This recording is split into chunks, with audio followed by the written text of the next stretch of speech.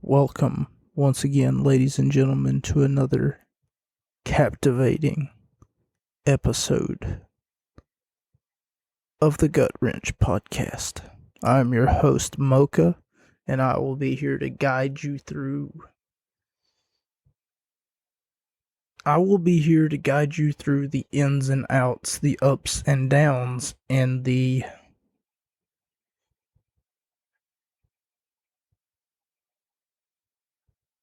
good, the bad, the best, the worst, and everything in between as far as professional wrestling goes. Okay, now if you hear a sound, it's because my cats are, for whatever reason, acting as though that they are wilding out tonight. They act as though that they ain't got a care in the world, and, they ain't got no rules to abide by, and for whatever reason, they think that this is their house, and they think that they just King Kong around here. Anyway, that was an unrelated note. On another unrelated note, so before we get into today's, it's not a video, before we get into today's episode, before I tell you what the subject of today's episode is, or is going to be, the topic at hand, before we get into the topic at hand,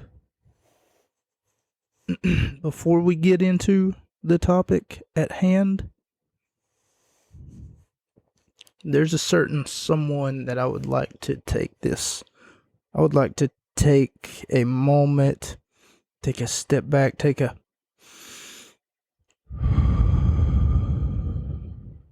feel that clean air.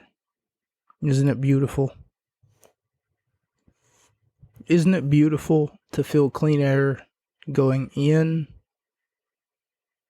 up your nose, and out of your mouth? Isn't it beautiful to feel that clean air? Because I'm about to knock the straight out of somebody's sails. Now, usually on my free time, I like to watch these wrestling's most. So there's this series on YouTube that's probably got like 18 or 25 parts to it. It's an ongoing series, and it's called Wrestling's Most Savage Promos, or Wrestling's Most Savage Comebacks. One that I found, and I feel like I should mention it because it helps my case against a certain someone. Oh, we're not talking about what was his name again? Kevin something. Oh man, I just keep forgetting. We're not talking about whoever Kevin is. Wasn't he the bad guy from Ben 10? Kevin 11? No, that can't be him. Why are we talking about Ben 10? Oh, that's right. Now I just had to look down on my notes. I found the guy that we're actually talking about. Not Ben 10's Kevin 11.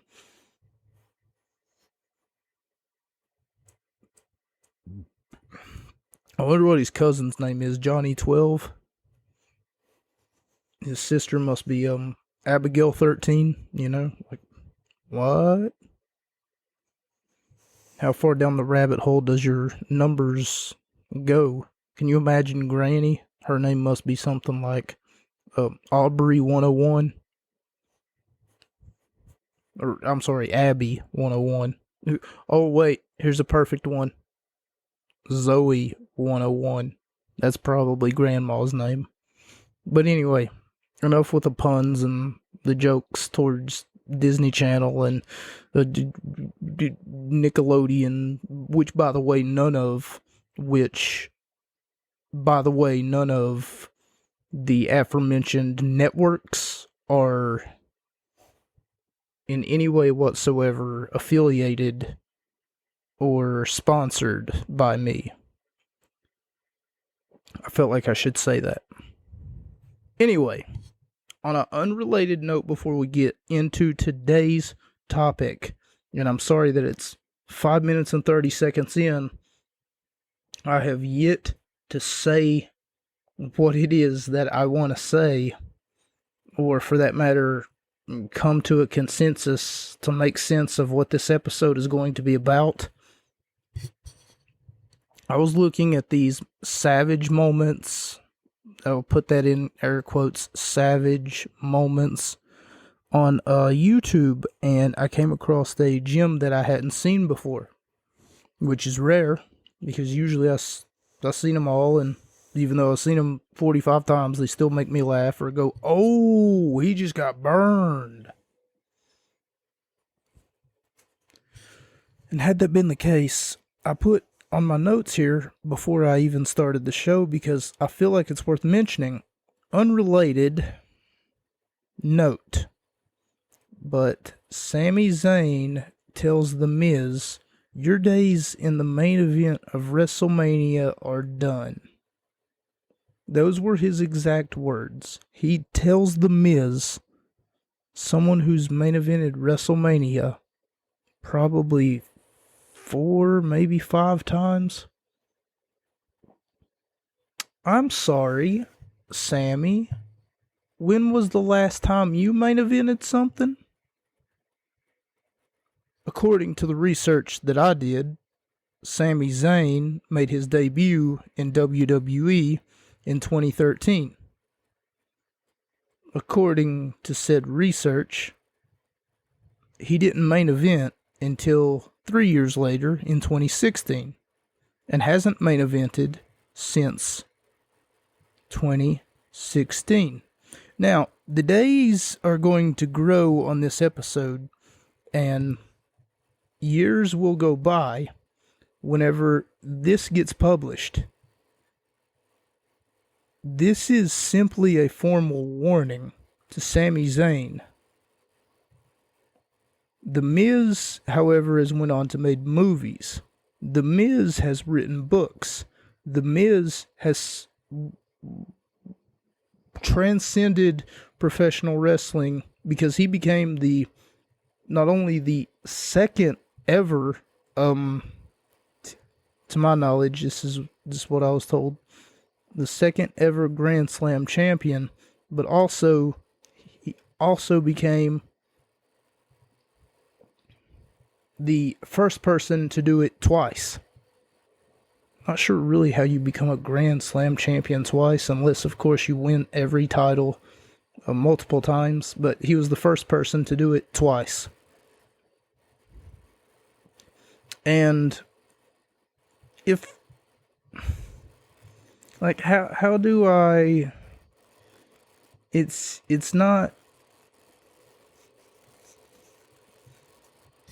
I mean, it's almost like Sammy's making it too easy, because I could pick on him for being, mediocre at best. I could pick on him for being generic. Do you get it? Generic. Because in Ring of Honor, he was El Generico. A lot of people made fun of me on my YouTube channel because I said his name wrong because I don't speak Spanish. I thought his name was El Gringo, not El Generico, because I couldn't read Spanish. It wasn't until someone actually pronounced it in a video and sent it to me that I understood what I said was wrong. I did not mean to call him El Gringo. I do not know what that means in Spanish. I've heard people use, hey, yo, gringo, how are you today, gringo? And I'm not really sure whether or not that's a slur either. So I might want to calm down, take that. I got a mute button on my microphone. I'll show you guys how it works really quick, right?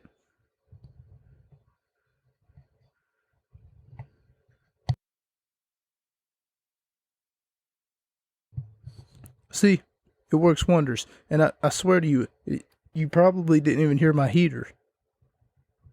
It's not the point, though. I guess it's neither here nor there, and I'm not trying to fill time. I promise you that I'm not trying to do that. Today's episode, we're going to be looking at a pay-per-view from the year from 2002.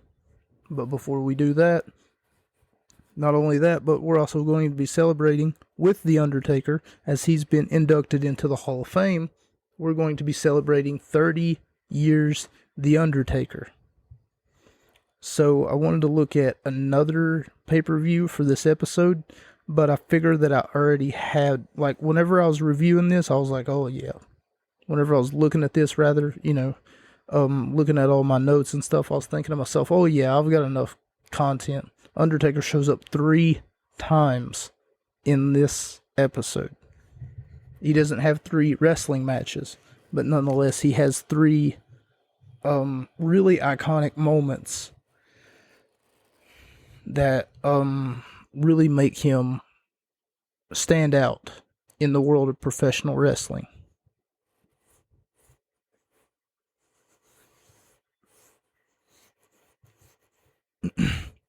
So anyway, had that been the case, according to the research that I've done, Sami Zayn didn't really...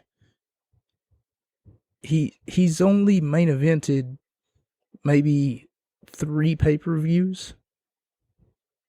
And the third one wasn't even like a Sami Zayn match. It was more or less a Kevin Owens featuring Sami Zayn match.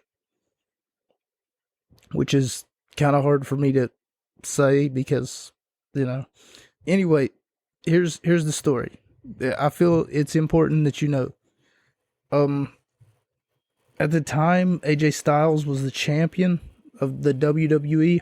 He was the WWE champion. I should have just said that. And for some reason, Sami and Kevin had it in their minds that they could become, quote, co-champions, which sounds awful.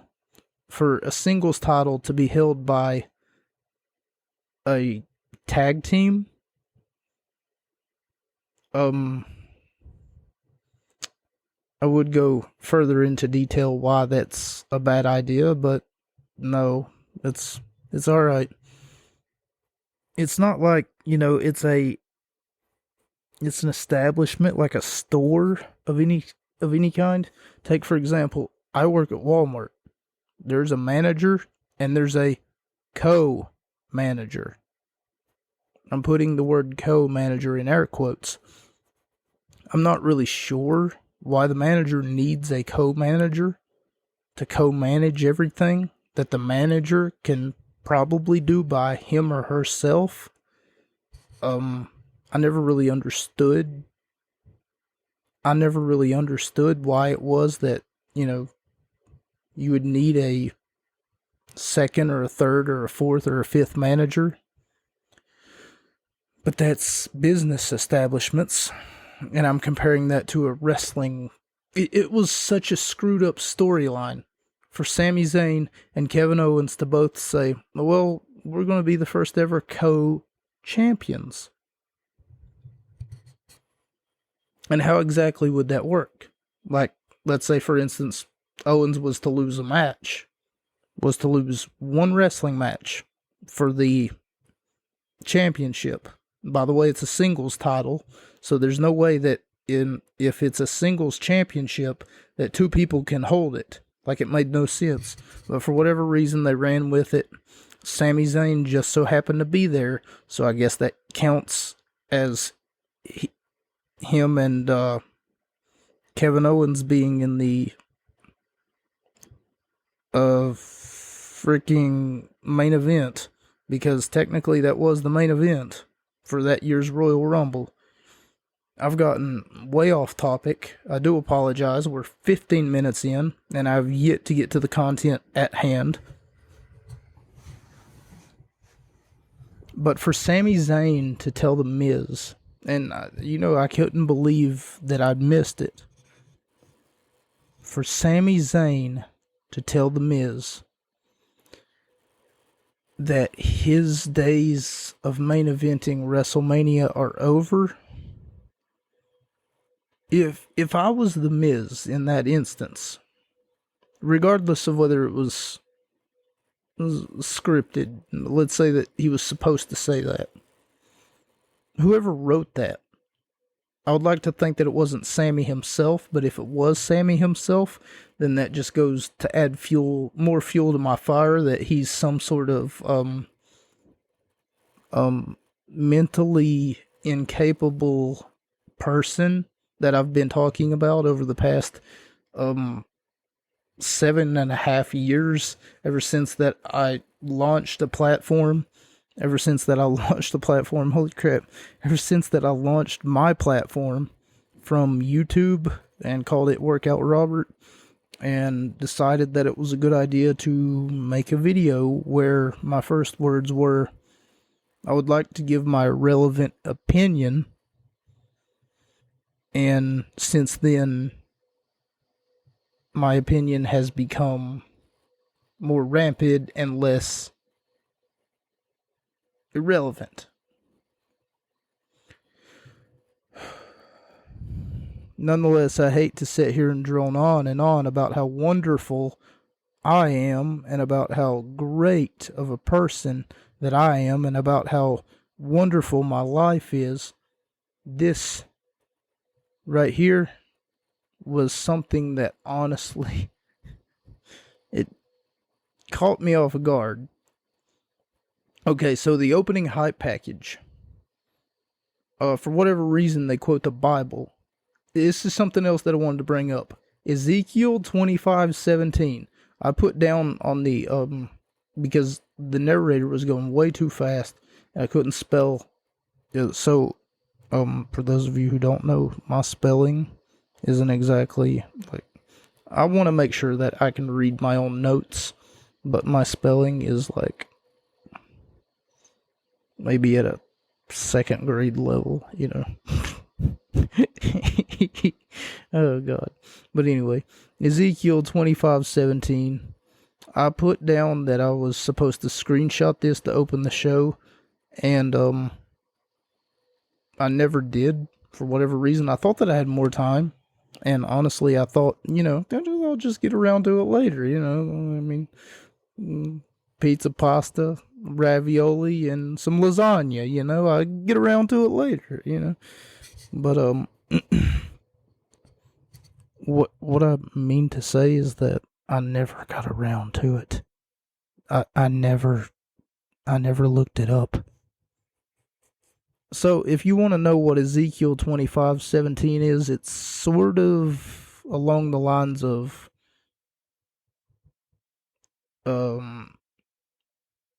someone is my brother's keeper. I'll just use my phone really fast. Yeah, as I remember them talking about, for he is my brother's keeper, or something along, it sort of ties into today's theme of, like I said, we're going to be reviewing Vengeance 2002. I'm not really sure where this is going, right?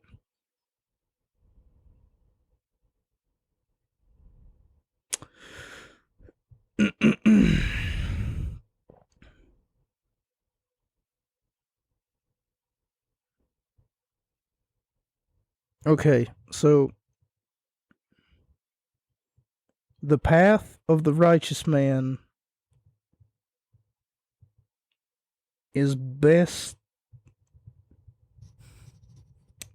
The path of the righteous man is best on all sides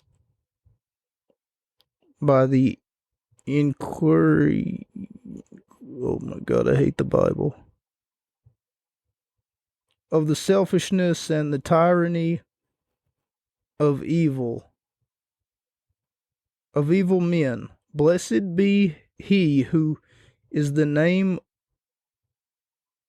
of charity and good, will shepherd the weak through the valley of darkness, for he is truly his brother's keeper. See, it had something to do with, like, being your brother's keeper or some nonsense like that.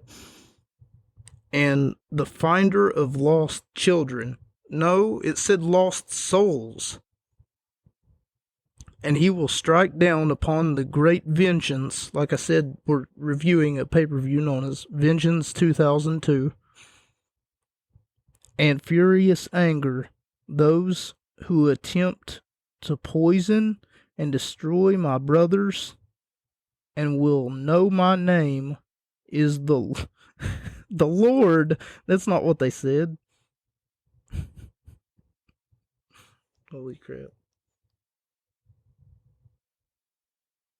So I guess they just paraphrased it. When I lay my vengeance upon thee. That's what they said to end it. When I lay my vengeance. And then you heard The Rock's voice. He said, my vengeance. And then you heard Undertaker's voice. And then he said, my vengeance. And then you heard Kurt Angle's voice. And then he said, my vengeance upon thee. For whatever reason, I just thought it funny that Sami Zayn would, for whatever reason, bring up his irrelevant opinion on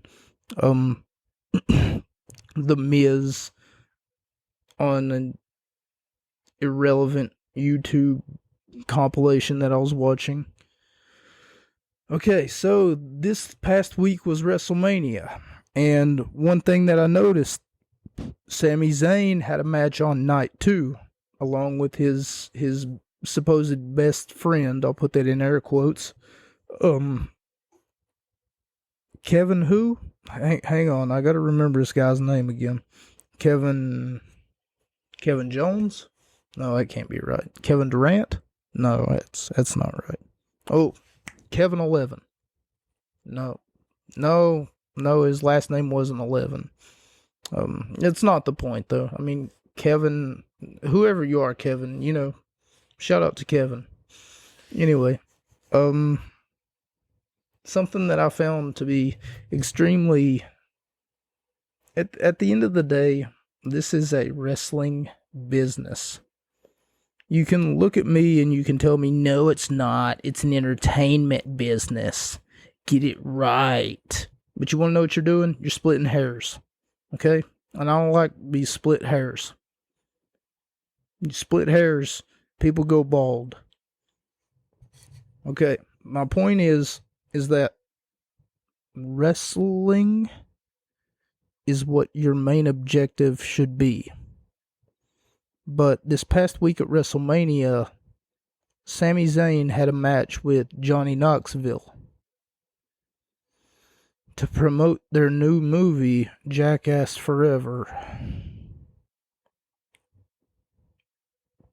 And instead of doing that, honestly, what I would have done was take someone like the Intercontinental Champion and put the Intercontinental Champion in a match. Or the United States Champion and put the United States Championship in a match.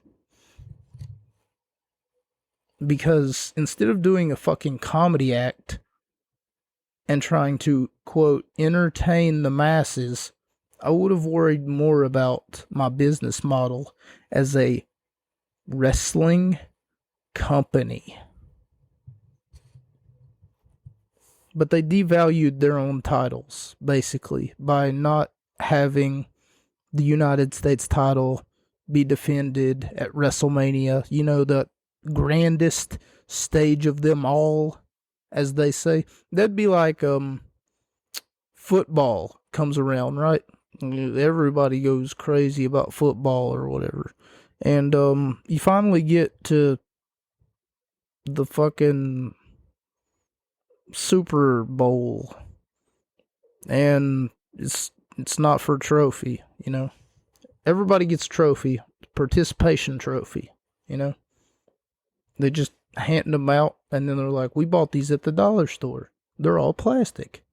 Good job, team, good job. You know, patting you on the back and shit. It's not how shit should work. And I wrote it down over here on my notes. So, the first match. Sorry that it's taken me this long to get to it. Understandably so. But like I said, I knew that I had a lot to talk about. I knew that I could basically milk this one. The first match was a tag team tables match, and it featured the Dudley Boys, not Devon Dudley, but Bubba Ray Dudley and Spike. Spike, who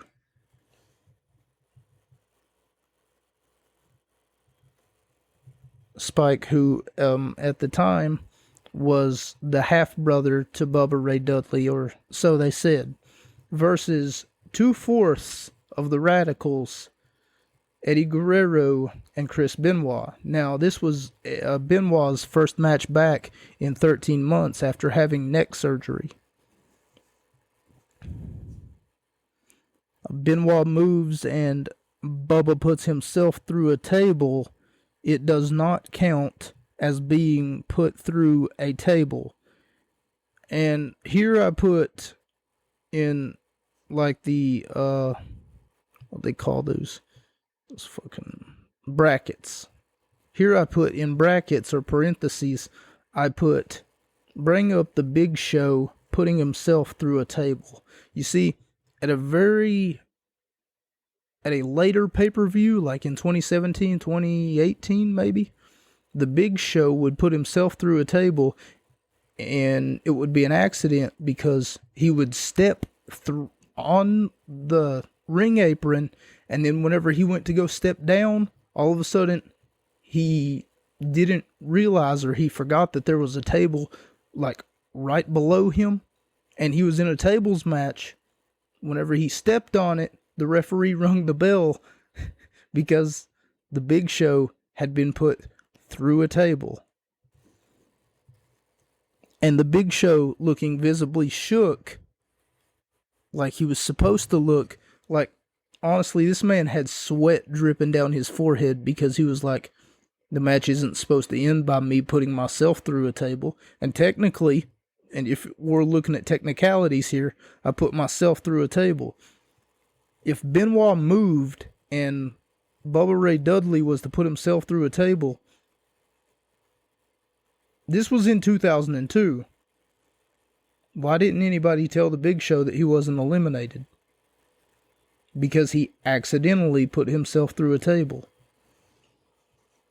I don't know. This match was really, really good. I give it 3.5 out of 5 stars. I thought that it was one of the, I won't say better matches, but, for an opener, it really wasn't, like, too bad. And honestly, I always love seeing these two together. Eddie Guerrero and Chris Benoit. No, I'm not going to talk about the Benoit tragedy. Like I said, it's not a video, it's not a discussion for another day or anything like that. There's more to it than I'm led to believe, or I just don't want to touch that, The Benoit tragedy is a story for another day, I suppose. It's not my job to tell that story. And I'm not trying to devalue the reputation of the company that I'm trying to review most of their matches. Alright, so for those of you who live in West Virginia, guard your loins. There's going to be a few stereotypes coming your way. Jamie Noble, the champion, the cruiserweight champion at the time, faced off against Billy Kidman.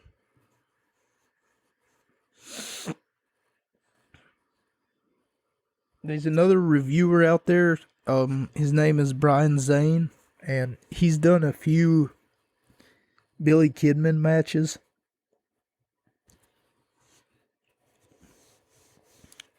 As a matter of fact, he's probably wrestled Billy Kidman, and he's probably done more with Kidman, like interviewing him or doing anything else for that matter. There's one thing that he's been saying this entire time, from Kidman's days in WCW and everything else. was don't put Billy Kidman in a powerbomb predicament. Jamie Noble never learned that because 3 times, not once, not twice, but 3 times Jamie Noble from Hanover, West Virginia got suckered into powerbombing Billy Kidman and paid for it. Nonetheless, this is a cruiserweight title match, and whenever Billy Kidman won the cruiserweight championship, Taz on commentary had this to say. He said, some people would say, oh, okay, never mind. They were talking about Billy Kidman's girlfriend. Her name is Nadia or Nita or something like that. And Michael Cole on commentary, whenever mentioning whenever mentioning Jamie Noble's girlfriend, he ended up saying, some people would say she's a tramp. Really?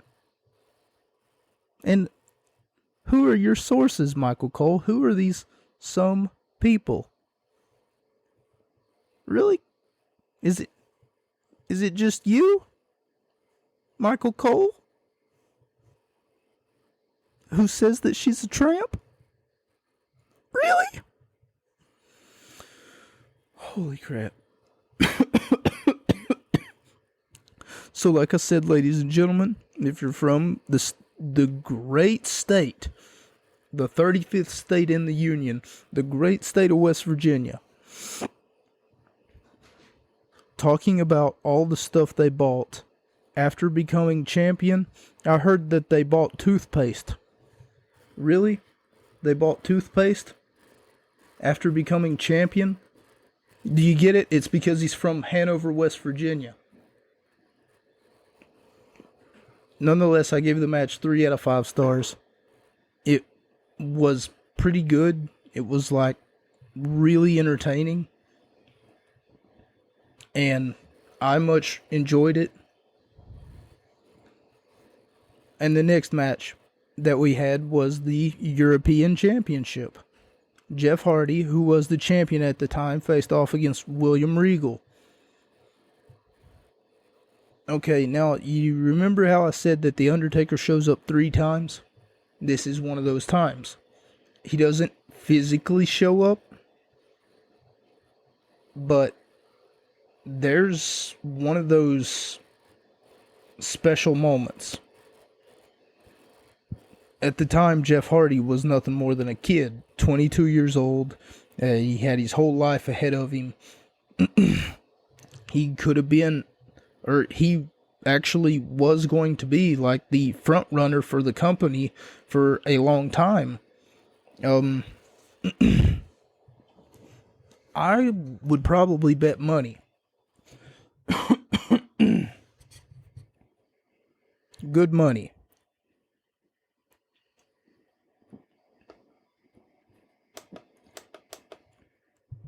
That had it not been for the rise of John Cena at this time, that Jeff Hardy would have been the next big thing, aside from Brock Lesnar calling himself the next big thing. But I would probably bet money that Jeff Hardy at this time, had he would have kept his nose clean and had he would have talked to the right people, and for that matter, tried to stay away from certain things, I would have bet money that Jeff Hardy would have been the next 5-star athlete in professional wrestling. But nonetheless, whenever they're talking about the Jeff Hardy versus William Regal match, the one thing that they mentioned was the fact that Jeff Hardy had a match with The Undertaker. A ladder match with The Undertaker 3 weeks prior to this pay-per-view. Now, for those of you who don't know or aren't familiar with professional wrestling, that ladder match has been seen on YouTube a good 250,000 times, if not more. 375,000 times is what I would guess, but I'm not going to look it up right now. It's like I didn't want to look up Ezekiel, but that's neither here nor there. The European Championship was on the line, and William Regal, after he lost, he cried. I was laughing at him. I'm not sure why. I guess I'm just a dickhead like that. But nonetheless, what I mean to say is the fact that it was one of those wrestling matches that The Undertaker's been in, and whenever The Undertaker retained his title, Jeff Hardy, like I said, he's a young man, 21, 22 years old. Hardy, for whatever reason, wouldn't stay down. He asked, whenever he lost that ladder match, he asked for a microphone. And whenever he did, he challenged The Undertaker again. The Undertaker got on his bike and was about to leave the arena and was doing classic Undertaker things, which included, it's really hard to explain, honestly. Before he leaves the arena, though, he always did the hand raise that he would do at the top of the ramp.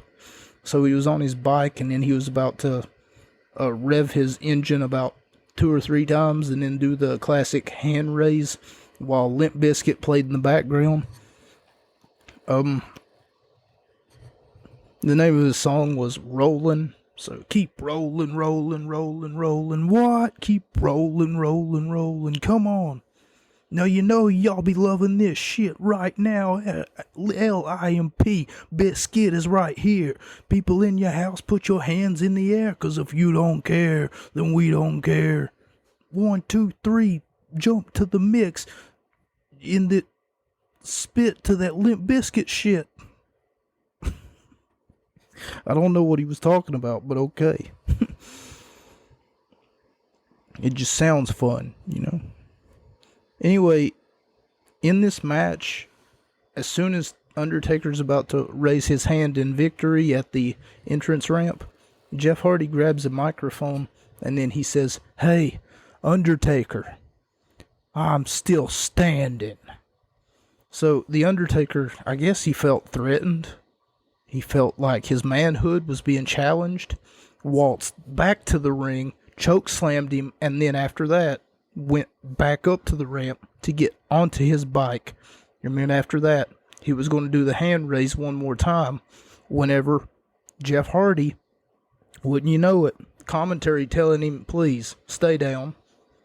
Jeff Hardy, wouldn't you know it, the one thing that this kid would not do was stay down.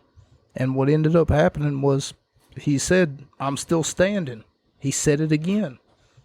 And The Undertaker, of course, marched his ass back from the top of the ramp, back down to the ring area, and afterwards chokeslammed him again.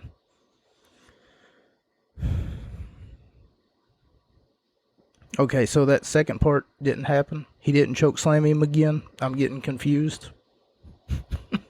Okay, so instead of chokeslamming him, what he did was he actually raised his hand and he showed the kid respect for standing up to him, I guess.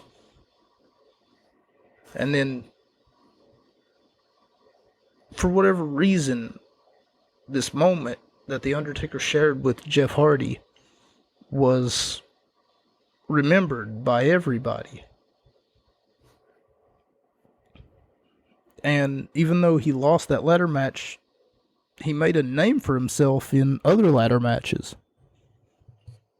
But they bring it up here, so I thought that it was appropriate to bring it up,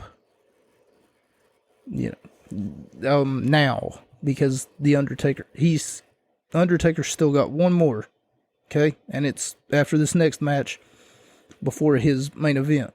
And we also get a rare moment where Flair and Hogan both talk about what the hell, and I'm spelling that Hail.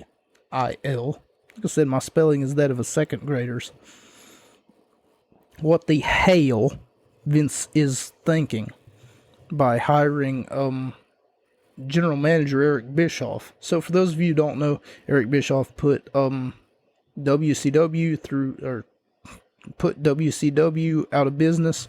That's what they want you to think. The whole story behind WCW being out of business has nothing to do with Eric Bischoff.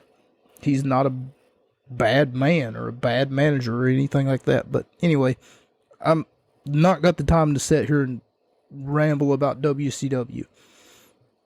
Chris Jericho versus John Cena in what Michael Cole calls his first pay-per-view match. Or, wait a minute. Wasn't Michael Cole, was it? I should have just said commentary. What commentary calls his first pay-per-view match. But nonetheless, it's not important who said it. Chris Jericho faces off against John Cena. And weeks before this happened, there's a rare moment where the undisputed champion, The Undertaker,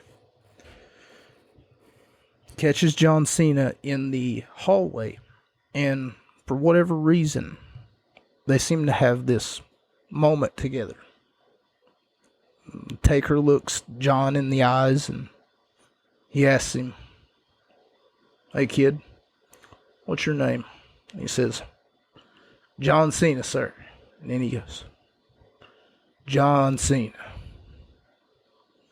Pulls him in for one of those classic handshakes. And the last thing that happens is John Cena ends up looking at his hand. Like, he'd just been touched by King Midas. Trust the Midas touch. Chris Jericho faced off against John Cena. And this is John Cena's first pay-per-view match. Was in Vengeance of 2002. And holy crap, was it a good one. I gave it 4 out of 5 stars. Was really good. I don't think that William Regal, Jeff Hardy, I gave it 2 out of 5 stars. Chris Jericho, John Cena, though, was a really, really good match. I'd seen moves from John Cena that I hadn't seen him do in forever. Like, he's an impeccable performer back then. And that was right before he went off the heels of his, So, back in OVW, John Cena was known as the Prototype. And he had this gimmick where he was like some sort of a robot or something. I don't know. Every time that he would move, though, they would always make like robot noises to synchronize with like the way that he would move his body. Almost like he was an actual robot. I don't know how they did it. I saw this documentary on YouTube that was seemingly also not only on YouTube, but also on the Discovery Channel, because the Discovery Channel logo was literally at the bottom of the YouTube. Whenever I was looking it up, that's literally where I seen it. I don't know. Crazy stuff. Nonetheless, that brings me to the Intercontinental Championship match against RVD and Brock Lesnar. This match had so many layers to it. First off, champion RVD versus challenger Brock Lesnar.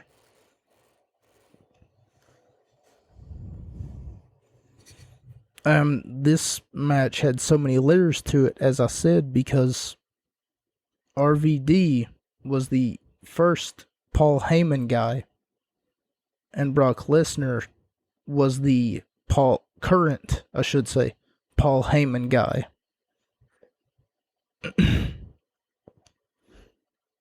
Brock Lesnar being the current Paul Heyman guy, he comes out with, of course, Paul Heyman And it's really, really odd knowing. I can see why they did what they did with this match, and how it was portrayed, you know? Hey, you stop that. My cat just bit my finger. And, seeing how it was portrayed, Brock was the King of the Ring tournament in that year's, King of the Ring. He was the King of the Ring tournament winner, rather, in that year's King of the Ring, which meant that he was going to get a championship match at SummerSlam of that same year. Now, I don't know when exactly the Vengeance pay-per-view takes place, but I do know that SummerSlam is in August. And it's always been in August. Usually it's the first Sunday in August, or sometimes nowadays it's actually the last Sunday in August, so that they can spend the entire month telling you about it. Because, in case you haven't figured it out yet, wrestling itself is an art. And what they want you to do is they want you to buy their merchandise. They want you to tune in each and every week. They want you to talk about it. They want you to create a podcast series or a YouTube channel where you think that you're an actual journalist, but the fact is that you're nobody and you're never going to get anywhere with your life or your life's work. No matter how hard that you try, you're just going to keep pulling at a non-existent rope. Holy crap, I'm losing my voice.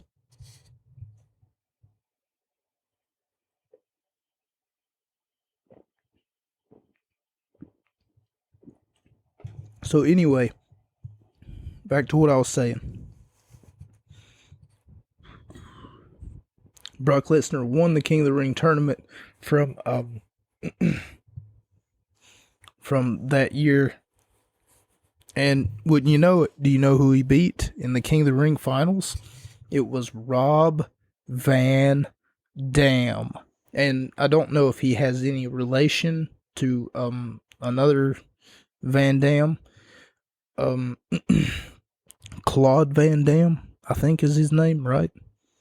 Isn't he like some movie star? Badass, philanthropist, playboy, you know, like Tony Stark, sort of, but not actually Tony Stark. Hey, you stop that. She keeps biting my finger and I don't know why. The next match that brings me to, and I gave this one 3 out of 5 stars. RVD versus Brock Lesnar, 3 out of 5 stars. I found it to be somewhat entertaining. This whole entire pay-per-view was kind of, it was quite intriguing, to say the least, because most of these matches I'd never really seen, but I'd seen the build to some of them, like this next one, no DQ, no countouts, The Big Show versus Booker T. And Booker T threw everything that he had at The Big Show. Like I said, it's no disqualification, it's no countout. Big Show asked for this match, apparently. I'm going to put that in air quotes. Big Show asked for this match. Well, apparently he'd asked for this match because he's tired of Booker T besting him all the time, and he wanted to show him what he could do if he didn't have any limits attached to him.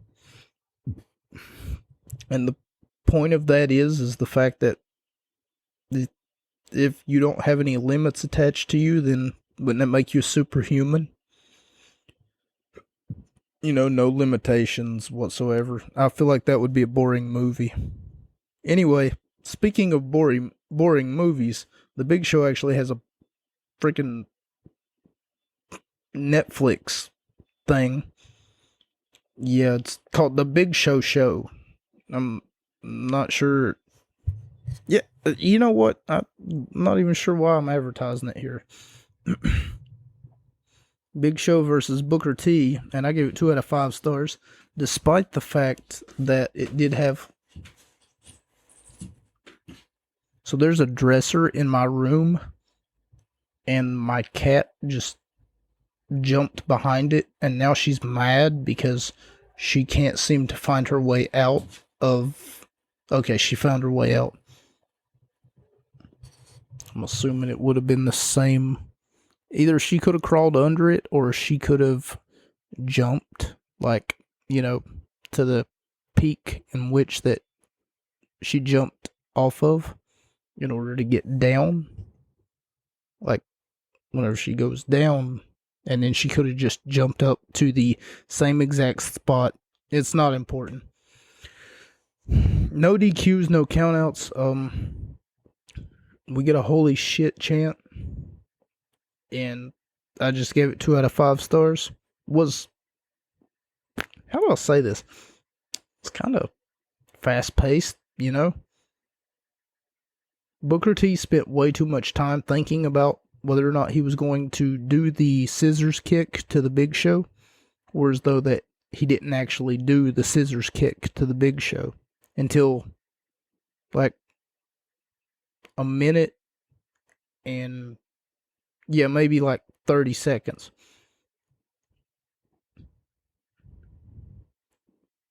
He kicks him in the gut. The Big Show topples over almost. And instead of the Big Show toppling over, he would just almost like giving him the okay to hit him with the scissors kick. But instead of doing that, Booker T waited like 30 seconds before he actually ran over to hit the Big Show with the scissors kick through the announce table. How do you hit a scissors kick on somebody through an announce table? But nonetheless, the next match that we had was the tag championships. And I know that Hulk Hogan is supposed to be like the main event of that's sort of like a meme at this point. It's like beating a dead horse. That anytime you have Hulk Hogan on a show, he's supposed to be like the main event, And for that matter, I want to get to Lance Storm and Christian as well. But Hogan being the tag champions with Edge to defend the, quote, honor of America is... Oh, brother. How do I say this? Okay, so the tag championships, the tag team titles, and replacing this tag team tables, the tables match that we just got talking about, where Eddie Guerrero and Chris Benoit were, where I refused to talk about the Benoit tragedy, despite me bringing it up again. But anyway, not the point. Where the Dudley Boys were, that's where the tag team titles match should have went, and then the tag team tables match should have been second. Jamie Noble and Billy Kidman probably should have been third. The European Championship probably should have been fourth. Jericho and John Cena, seeing as though they gave a hell of a performance, would deserve to be in that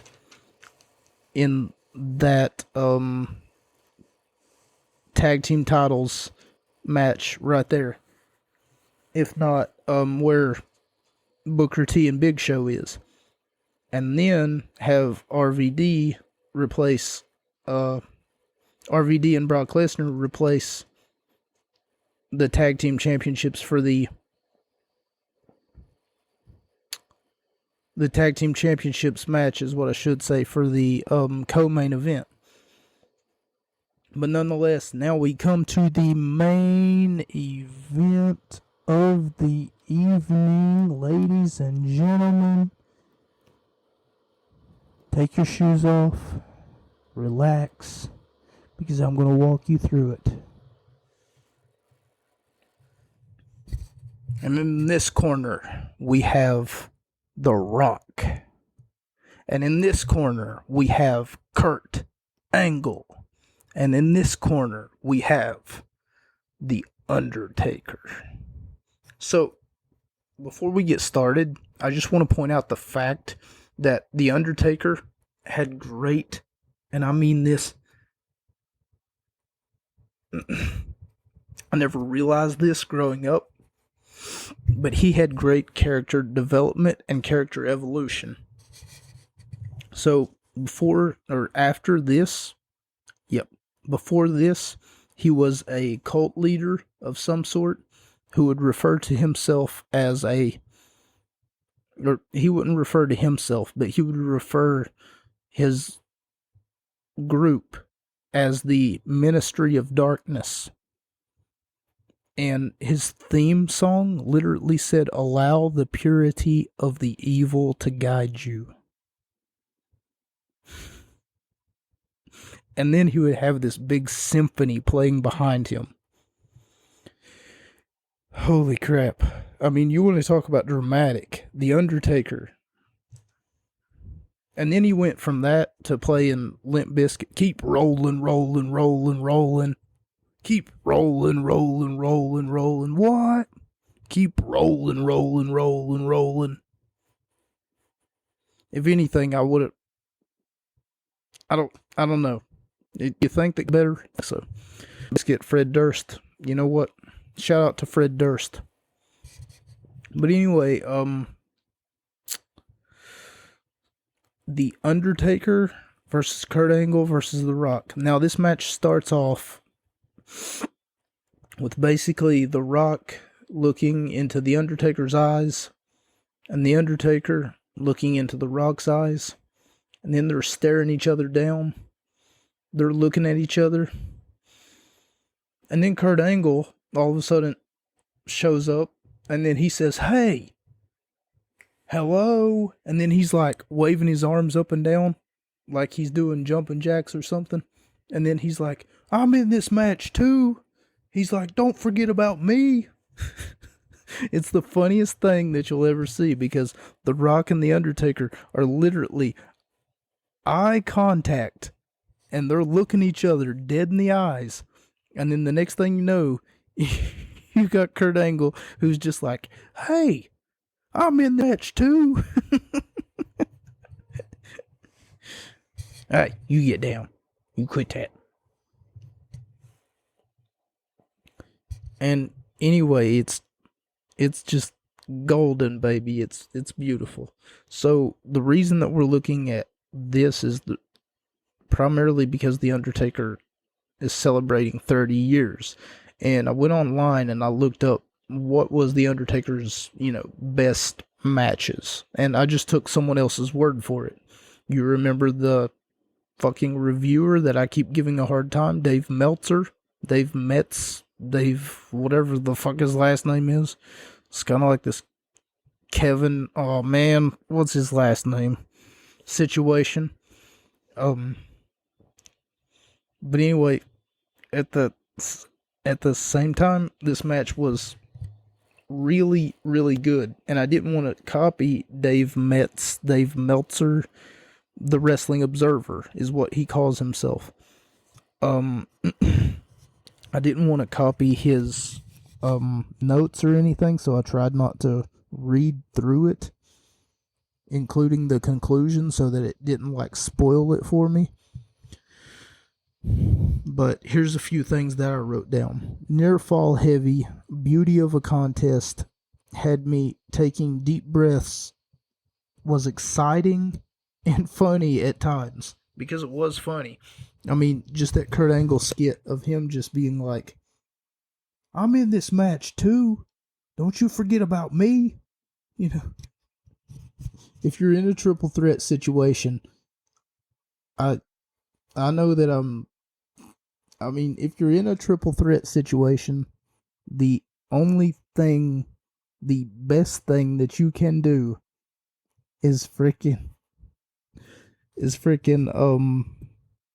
let your opponents beat the hell out of each other. And I just noticed something right now. I said that I wanted to talk more about the Lance Storm and Christian situation of the tag team championships. So Lance Storm and Christian